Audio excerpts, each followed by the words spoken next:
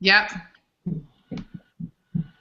Hey guys, this is Erin Chase from Digital CoLab, and I'm here with my Digital CoLab partners, Tony Anderson from the Happy Housewife, wave Tony, and Andrea Deckard from Savings Lifestyle, and we are here talking this evening with Jim Wang from microblogger.com, and I'm going to kick it over to Tony, and then we'll just get right into it. All right, so we are really excited to have Jim tonight, and even more excited that he will be flying out to very warm and sunny San Diego in a couple of months to join us for the Digital CoLab event. He's going to be leading some labs and electives where we can talk about this in depth. But tonight we're going to talk about a few blogging tools that Jim has rounded up for us, and share why you should be using them and why they're valuable for your site. So you want to just jump right in, Jim, and give us your first recommendation?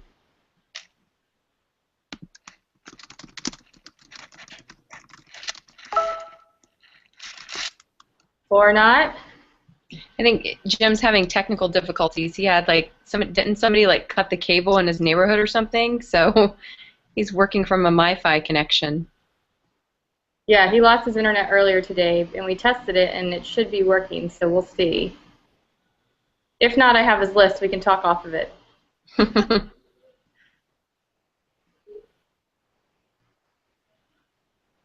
I think we might have lost him. Oh, no. He looks very serious in his still picture, too. Yes, he does. So, well, welcome to the inaugural, right? This is our first time doing this live chat, so we appreciate everyone being gracious here. As there's Jim. Okay, Jim, take it away. Or not. It's just a frozen head.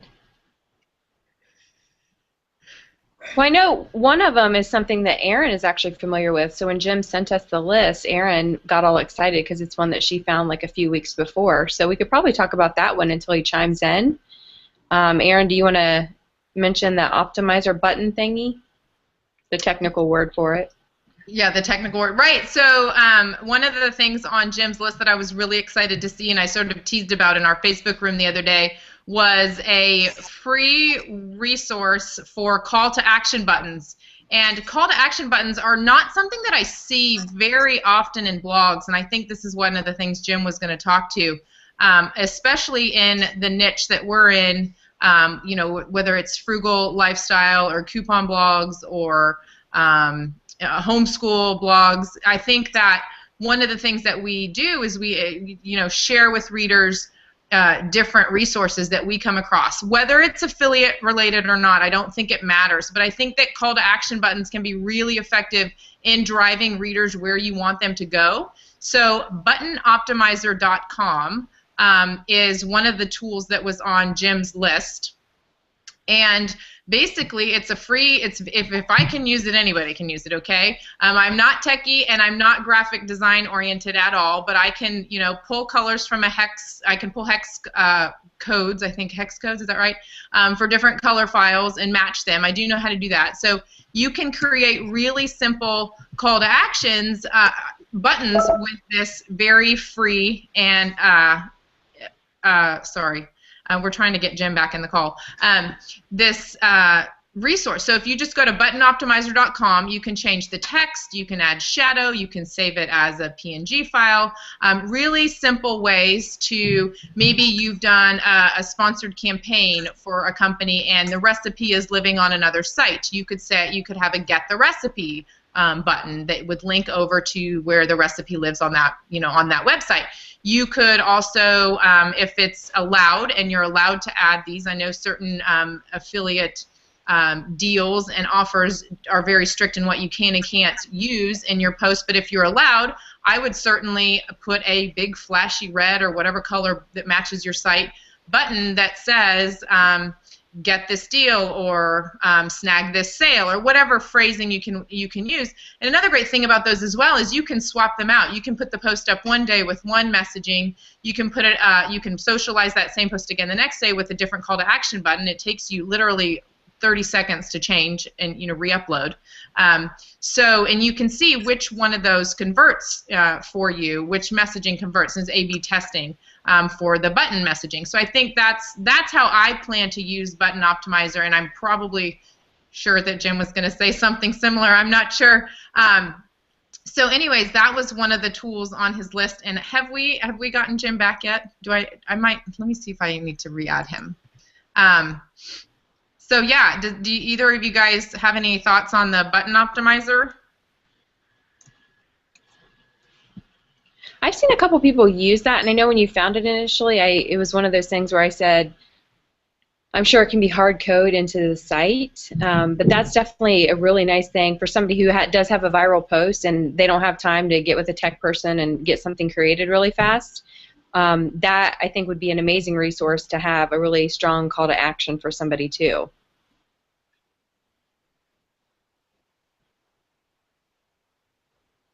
Right. I really think we might see these popping up more and more, just because it's something that is very user-friendly, something that is very simple and easy for a non-techie person, even like myself, to use. So I am planning on I'm hoping to see more of these, because I think one of the things that bloggers don't always think of themselves as content marketers, but in a way we are. We're putting our content out there, and then and part of it is then marketing it. So once we get that, once we get those, we're talking about button optimizers, Jim. Wow, so cool. Hopefully I've said all the right things. So maybe you can speak to it now while we have you back. What did you say?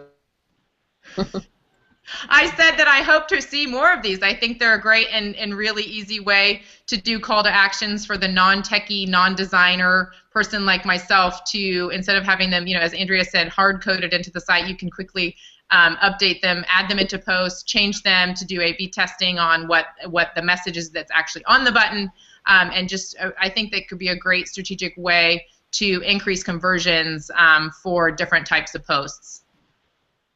I think we lost him again. I'm getting texts from him, and they're very funny. We might have to put them in a post. Oh, dear. Well, I was going to talk about one of the things that I noticed on his list that I thought was really cool, and I'm going to butcher the pronunciation, so I think it's called Xenu. It's Xenu. So Xenu if you want to look it up. And we actually have a PDF that was created for this chat with all of the things that we're going to be talking about, so it'll be provided for anybody that was on the chat tonight. But it's a link checker to check for broken links. And when I was first reading about it, I thought, oh, that's great, but I had that broken link checker plugin on my site. But the problem is, and I think most of you guys are in the same boat, is that we just don't want a lot of plugins on our site if we don't have to have them. And there's plugins that my site has to have to run every day, and this is definitely not one of them. So this is broken link checker. So this is it's not a plugin. It's something that you go to Xenu.com and you plug in your URL, and it lists all the broken links in it. Now it's not as fancy as like broken link checker, so you actually have to copy and paste the link to get it, to go and then fix it on your site. It's a great way just to search your site and figure out, what links are broken, because no one wants anyone to go to their site and have a broken link. And so you want everybody that comes to your site to have a good experience, to not get there with a broken link and then leave. And a lot of times I've found with so much of the social sharing that sometimes links don't always get translated correctly. And you plug in your URL. Uh-oh. It lists all the broken links in it. Now it's not. I think we might have to kick Jim off. Anyway, so it's Xenu.com, and it's definitely, I would check it out if you don't want to add the broken link checker to your plugin to your website, or if it's too heavy of a load on your site. But that's definitely a resource that I found for Jim. That I found to be something that would be good and didn't use up site resources that I didn't need to use for something. Have you used that, Andrea? I haven't, no. I actually never used the broken link checker before, and I'm sure I have a ton of broken links because I heard so many people had major issues and it actually wiped out their site, so I was just entirely too afraid because, I don't want to break my site. But that's definitely not one I've ever considered using. There are a few others that he mentioned in there that are extremely cool. So when we go talk about a few of the other ones, if he can't join us, there are definitely a few that I'm going to consider looking into. I think a tool that we should probably talk about, even though it wasn't on Jim's list, and Andrea, you can probably talk best to this, and we promoted a lot in Digi, but the gravity forms. Yeah. You know, that's not necessarily a blogging tool that people haven't heard of, but I feel like people don't quite understand why they should pay. I think it's $99, $149. It's not cheap. It's a yearly fee, so you pay. You pay every year. But why, Andrew? Like, how do you use that, and why is it worth someone paying like $149? Well, for one, it's a contact form, which is awesome, but it's even more than that. So you can do custom campaigns, you can do any type of user-generated content submission, and it all can be done through the form. And you can actually filter things to go directly to your email newsletter. So I have several forms set up for different autoresponders, because that's what they're called in FeedBlitz, and I have them go right to the form, and then that feeds right to FeedBlitz. So they essentially can fill out the form on my site. It's a pretty form. I think the forms are prettier than what FeedBlitz offers, so I like to do that instead, and then it's going right to FeedBlitz, so the communication is there. But there's so many things that you can do with it. I mean, you can even use it as an e-commerce product if you want to. I'm not familiar with that aspect of it, but I found it extremely useful to really optimize my posts that get a lot of traffic that aren't really money makers for me, but I know I want to capture something from that visit. I use the gravity forms for that, and it's really interesting to see, because you can even track how many leads did you get, newsletter opt-ins did you get from whatever post it was on whatever page, and so I can even slice and dice to say, I got 30% of all my leads from this recipe post, and really see that maybe the new visitors coming want more of that type of content, so I can work on adding that to my editorial calendar. Now, is Gravity Forms, I feel like we talked about this last year, but is Gravity Forms integrate with any of the email providers? It does. It integrates with MailChimp, Aweber. I think those are the only two now, but it will also integrate with FeedBlitz. There's like a back Jimmy rig way that you can work it, so I've known that for several years. I don't know why they don't add FeedBlitz, because FeedBlitz is popular, with lots of people using it. So I found the way to do that with FeedBlitz, and it's really, really easy to set up. I think they might even have a tutorial on their site, literally to walk through step by step. And then you can always reach out to support. But it does directly integrate with MailChimp and Aweber if you wanted to do that too. And then you used it for your everyday savings tips. Yes. Years ago. And could you just explain a little bit how? Because I think people don't quite understand how you can use it for the user-generated content. Yeah, so it was 2 years ago now, I actually had a year-long campaign where I was going to ask users or readers to submit savings tips, and I would share the savings tips on the site. So I went through and created a form and basically said, when you submit your tip, you'll get a free ebook, and that ebook was delivered directly to them through Gravity Forms. That also entered them into a chance to win the grand prize and then like the weekly prize that I was offering for them too. So I got literally more content than I could even use in a year. I actually still continue to get content just from socializing those posts that people shared, and I had the form mentioned in the bottom of those posts. So I still have tons of content coming in that's completely user-generated that I've been using for that, and I'm actually going to be working on putting all of those into an ebook. I have them all categorized in different like savings functions or categories in your life. So I'm going to be putting that into an ebook, and it's all completely user-generated content that happened through Gravity Forms. Awesome. And a little bit off topic, but I think you mentioned this a little bit ago with the socializing of a viral post. Aaron had a post go viral 2 weeks ago, and then I know one of our folks in our laboratory, Christy Sawicki, I think it was, had a cinnamon roll recipe go viral this week. And just real quick, Aaron, like, what did you do on your post to, capitalize on the, 8 gabillion page views you had in the month? I'm exaggerating slightly, but not much. Not much. I had a Costco post that saw over 1 million page views in a 4.5 or 5 day period. Really insane traffic. I'm really grateful for my host and the fact that I was on a plan that a baseline plan for so many visitors, and they guaranteed to keep the site alive. Had very few downtime issues, if any at all. Obviously have to pay for that. I pay extra to keep the site alive, but I'm just so glad I did, because 1 million more people know about $5 dinners now in our Costco plans. Using Gravity Forms is a great way if you need to throw up a quick email capture, you can use Gravity Forms to do that. A couple other ways for optimizing viral posts. A couple things that we did, having a paid product on that post. I made the printables. I switched them from being free to paid. In large part to offset the new hosting costs, because we all know that January ad revenue is pretty much in the toilet. So my host fees were going to be more than the CPM that we were looking at that very early in the month. So that was one of the things. I think putting in Amazon links where you can, anything where we can. Anything that's affiliate, if there's a coupon, in the Costco case, we also have the Costco list for the Favado app, so we promoted that in there as well. Anything that organically makes sense in diversified revenue streams, I think is great for optimizing a highly trafficked post. And this doesn't just mean a viral post. I think if you identify your top few posts and do that, you could see an easy little burst in revenue that way. So I think that I covered most of what I did. I think too, you need to be careful not to overdo it. For me, I was trying to recoup hosting costs.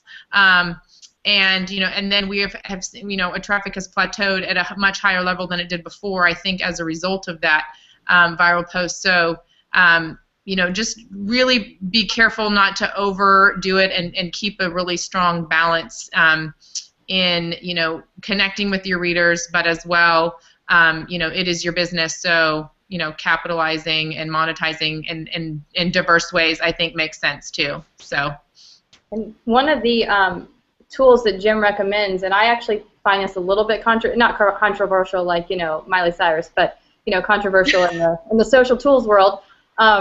It's called Social Locker, and I'm assuming it's something you install on your site. But what it does is it locks a post, and so when a reader will click on the URL, they're basically get like the white screen or the grayed out screen, and then it says, to view this post, like share this, Google+.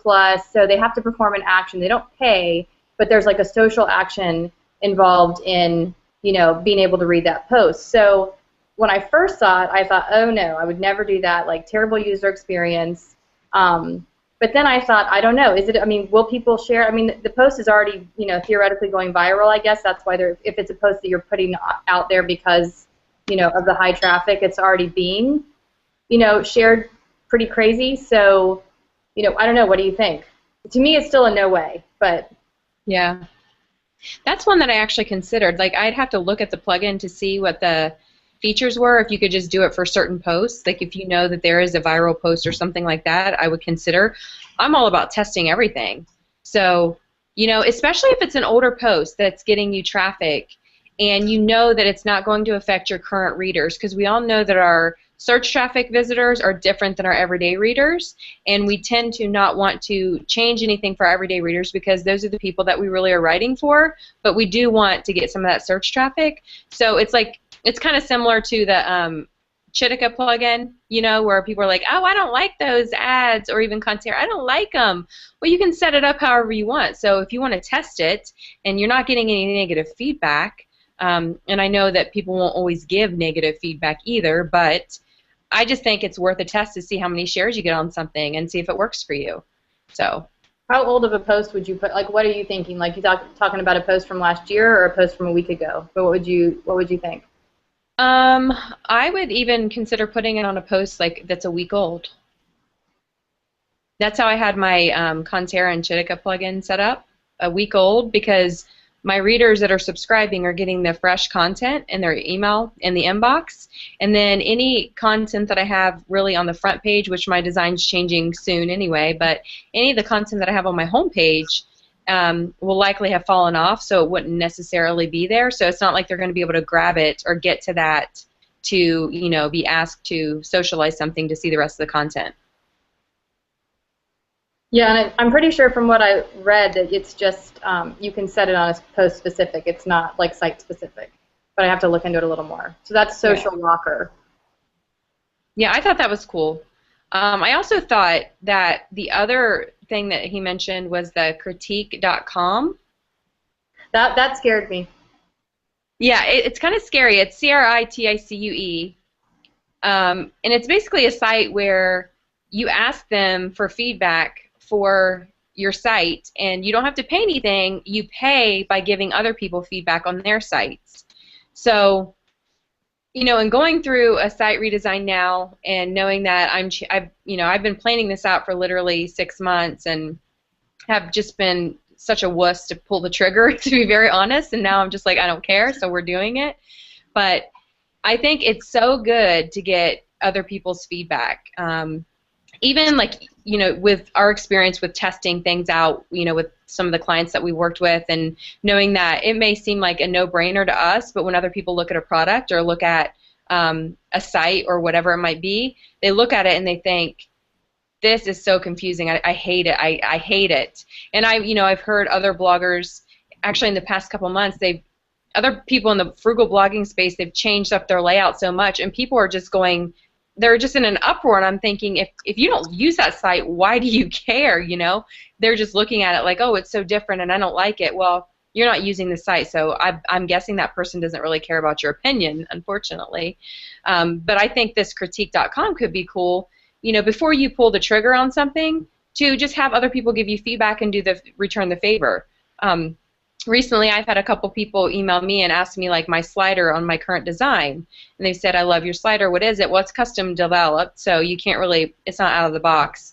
But I shared with them that sliders are not effective for me to get click-throughs to other posts and content. And so that's something, too, that is valuable with, you know, just us in this community, and then in the laboratory Facebook group, is talking about that. You may not want to use critique.com, but if you'd want to share, like, with a close group of people that you know you can trust, to say, I'm thinking of doing XYZ with the layout and the design, what are your thoughts on it? And I even, unfortunately Jim's not on the call, but I mentioned something to him about one of the design elements that I'm going to implement with this new design, and he challenged me on a few things, which is good, because it's always good to get feedback and have people, you know, just challenge your thought process and why you're doing something if you don't really have somebody to ask those questions.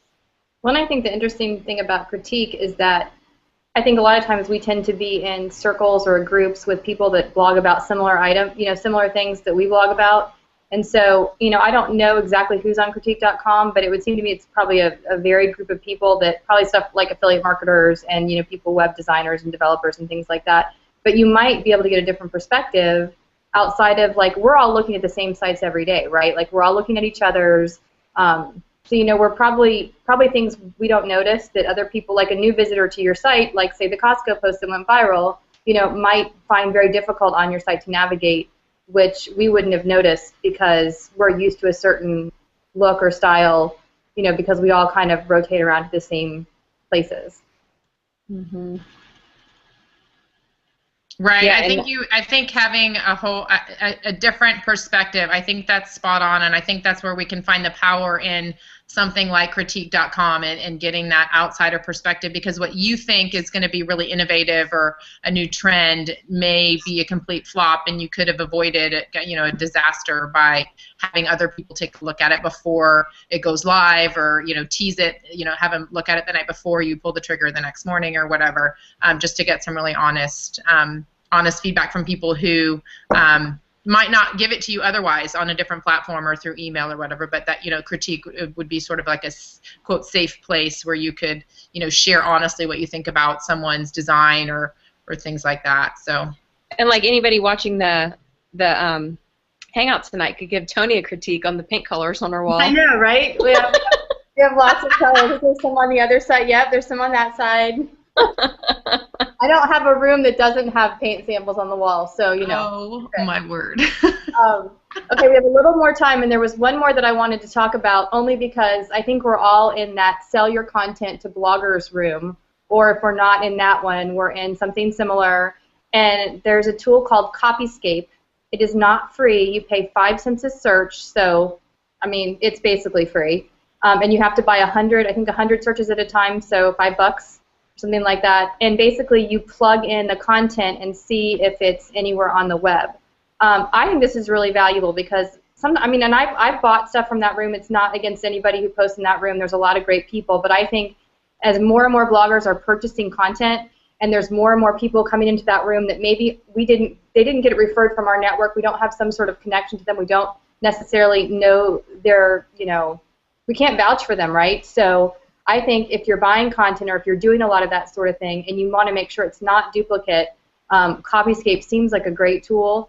For 5 cents a search, it's probably worth it before you purchase, especially if you're doing a lot of purchasing of content. You don't want to come to find out in 2 years that you've purchased content from another site, or you get contacted by another site asking you to take down. I know there was a big, I think it was Veterans Day, where a lot of bloggers, and this wasn't, I don't think anyone bought that content, but that was purely copied from another website, and it was a huge mess. And so I think as more and more bloggers are buying content, this would definitely be a tool that you should think about using if that's a strategy for your site. Yeah. Yeah, 100% agree. Okay, any questions? We have like 2 minutes left before we wrap up. I wanted to say a couple notes. I wanted just to see, I'm going to check the events page really quickly to see if anybody has any questions. Oh, and Yoli mentioned that Gravity Forms also integrates with Mad Mimi, so that's another really popular one too. Very cool. Okay, so thank you guys so much for joining us for our first Digital CoLab Weekly Chat on Google+. We're planning on doing these here every Monday night at 9 Eastern. We'll have different guests and different topics each week. We apologize on behalf of Jim for his issues. Apparently a construction crew near his site physically cut the internet lines, and so we did test his MiFi earlier this afternoon, and it was working just fine. So I'm not sure what happened. If we were just streaming with the 4 of us was too much. We want to thank you for joining us. We will be talking next week with Angela England about finding success in publishing books. She's had great success in that, so look forward to hearing her advice and her new and about her new e-course. And of course, we will try to have Jim on again, and if we are unable to make that work with schedules, then of course you can hear him live in person at the Digital CoLab event in San Diego this June. So if you don't have your ticket yet, we can get you more information on that. You can find more at digitalcolab.com. And thanks for joining us. On behalf of my partner Andrea and Tony, we would just thank you for being here tonight, and we look forward to seeing you next Monday night. Talk to y'all soon. Bye. Bye.